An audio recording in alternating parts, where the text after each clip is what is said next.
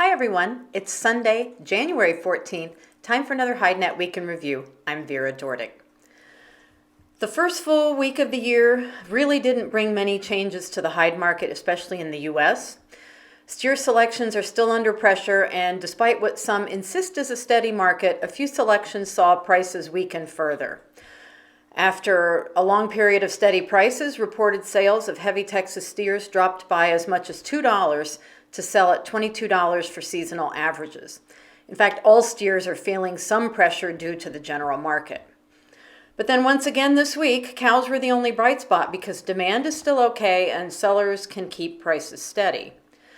Looking at combined export sales for the period ending January 4th, they were still affected by the New Year holiday and came in at 451,600. And the same goes for combined shipments, which dropped a little more from the Christmas week, coming in at 320,900.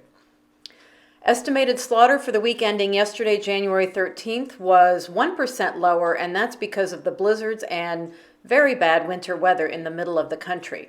The total was just 549,000.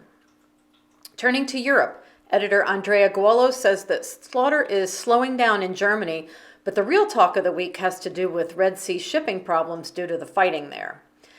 Looking at the British market, sellers are seeing stable prices that are actually higher on sales to Asia than they are to Italy. And the 36 Plus is selling unchanged at 85 cents in sterling per kilo, and that's to the EU. And in Ireland, the prices are the same as they were at 95 cents in euros per kilo. For European bulls, current production is lower than the historical average for January, and that's a positive because it's allowing the bulls to maintain their December price levels. For North German bulls, prices are unchanged for selections at 40 to 49 kilos, and that's 95 cents in euros, and South German hide prices were also steady. European cow prices are actually starting 2024 unchanged, but increases are likely coming for a number of reasons.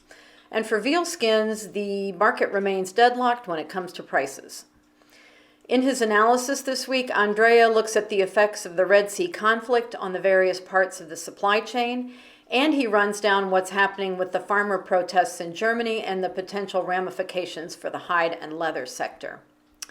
From South America, editor Ronald Guiel reports that this week it was actually off to a slow start there as well, with the average price of fresh hides still unchanged at 85 cents per kilo in reals.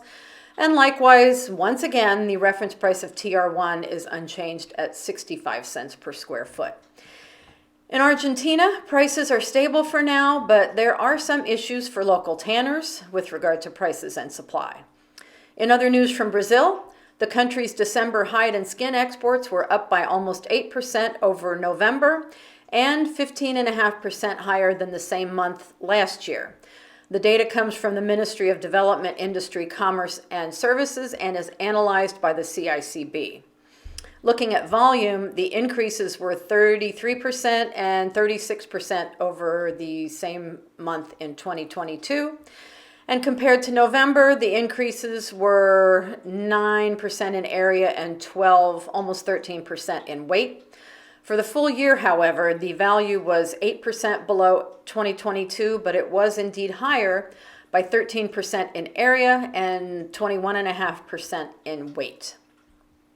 Also, footwear was not looking so good in 2023 when Brazil exported 118.34 million pairs for a value of 1.16 billion, and that's down over 16% in volume and almost 11% in revenue compared to 2022.